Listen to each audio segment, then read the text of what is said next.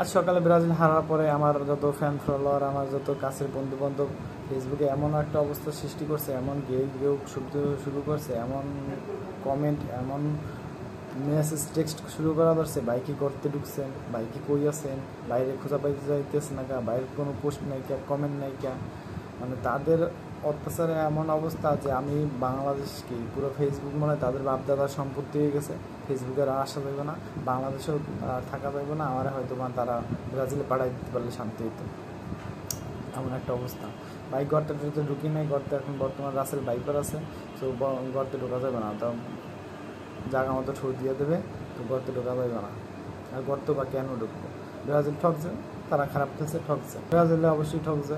এই কোচের পারফরমেন্স খারাপ, প্লেয়ারদের পারফরমেন্স খারাপ, কোচের টেকটিক্সে ভুল আছে, এত ভালো এত ইয়ংস্টার নিয়েও পারতেছে না, এত ক্লাবের স্টার সবগুলো বর্তমানে আপনার যে কোনো পজিশন বলেন, একবারে সিবি থেকে একবারে স্ট্রাইকার পজিশন, এমন কোনো পজিশন নাই যে ব্রাজিলে ভালো প্লেয়ার নাই। তারপরে এত ভালো প্লেয়ার থাকতেও তারপরও ব্যর্থতা, তারপরে এত খারাপ অবস্থা, অবশ্যই কোচ দায়ী এর জন্য।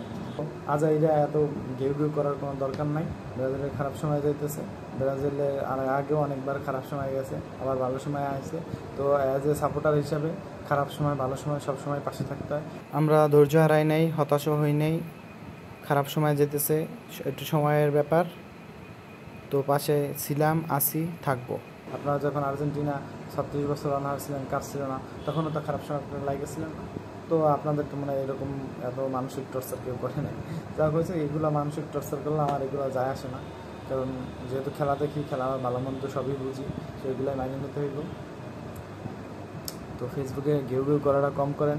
ফেসবুক আপনাদের বাপদাদার সম্পত্তি না যে এখানে আমার আসতে বাধা হইব। হ্যাঁ, ফেসবুকে আসি, থাকবো, সমস্যা নাই, আপনারা যা বলেন সমস্যা নাই, আমি যেটুকু পারি কমেন্টে রিপ্লাই দেবো অবশ্যই। সো আপনাদের জন্য শুভকামনা রইল, আর্জেন্টিনার জন্য শুভকামনা রইল, খেলা উপভোগ করুন। আমিও খেলা উপভোগ করতেছি। আর আজ আমার টিম যেহেতু বাদ পড়ে গেছে কোপা আমেরিকা থেকে, আমি কোপা আমেরিকা নিয়ে আর কোনো কথা বলবো না। তো বেস্ট অফ লাক আর্জেন্টিনা।